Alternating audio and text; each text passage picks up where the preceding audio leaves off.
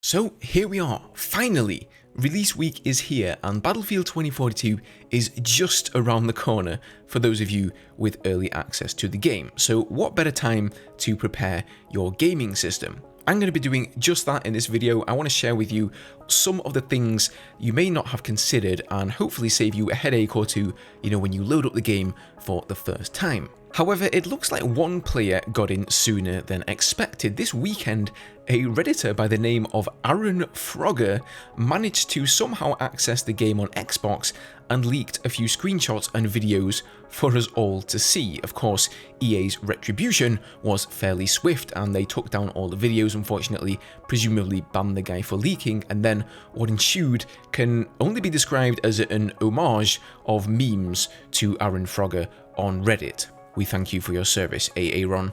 Anyway, one of the interesting things we saw there is the loadout screen where you can select your weapon and whatnot. So it showed a total of 22 weapons, and that started to get some people worried about how many weapons were going to be in the game at launch. Wait, Reddit got riled up about Battlefield 2042?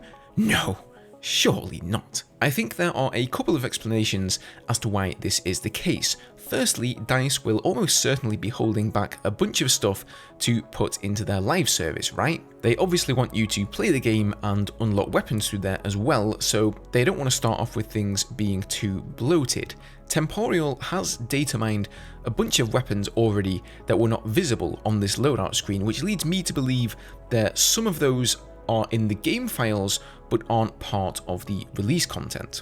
Now, the other reason could be that this build only has a limited number of weapons available because it's for a creator content capture event. Rumour has it that some creators have access to the game from, I believe, today, so that's Monday the 8th, so that they can record and prepare videos. If we take a look at the preload times, you can see that the Xbox gets to preload a few days before the other platforms. Could this possibly be because this is going to be an Xbox only event, since they seem to be the sponsors of Battlefield this time around? In any case, I think 22 weapons will be fine for the release, bearing in mind we will have a bunch of weapons coming in Portal as well. Alright Ghost, we're like 2.5 minutes into the video at the moment, mate. Just get to the fucking prep list, okay? Alright Jonathan, keep your hair on.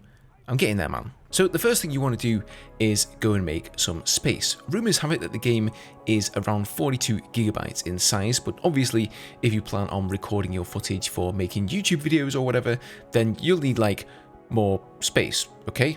Also, I don't recommend making YouTube videos.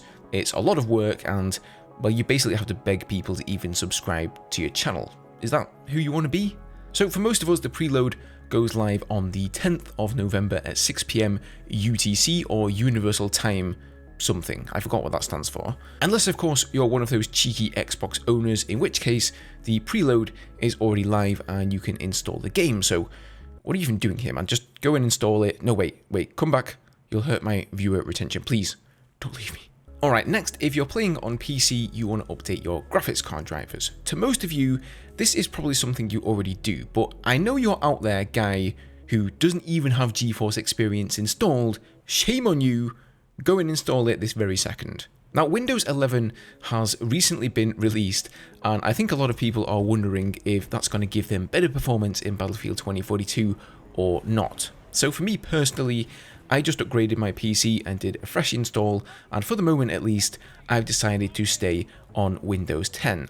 That's mainly for stability. There are benchmark videos out there you can find that show frame rate comparisons between Windows 10 and 11, and a couple of people even ran them on the Battlefield 2042 beta, but the general consensus seems to be that on AMD's GPUs, there is essentially no difference, and on Nvidia GPUs, it looks like Windows 11 gives you about 3 frames extra across the board on most settings and resolutions. However, 3 frames isn't really a lot, and I just think that when you're starting up a brand new title that could have crashes and it could be conflicting with your hardware, the last thing you need when troubleshooting that is to have just upgraded to Windows 11. By all means, if you want to do so, you can do, but my recommendation would be to wait until at least after the launch and make sure that the new game is running nice and stable for you first. Okay, so the next thing I've done is to take screenshots of all of my Battlefield 4 settings, key bindings, mouse sensitivities, UI settings,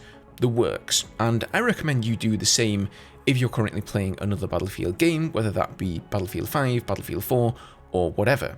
I did do this for the beta, but a bunch of those options weren't available and most of them were broken, but if I know DICE correctly, they'll likely have many similar settings in Battlefield 2042, so you're going to save yourself a massive headache by backing up some of these settings, especially if you plan to delete whatever Battlefield game you currently have installed. Anyway, that is going to do it for this one, boys and girls. I thank you all for watching.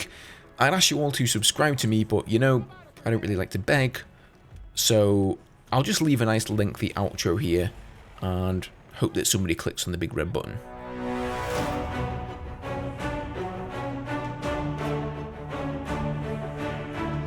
Anyone who clicks subscribe gets an internet cookie.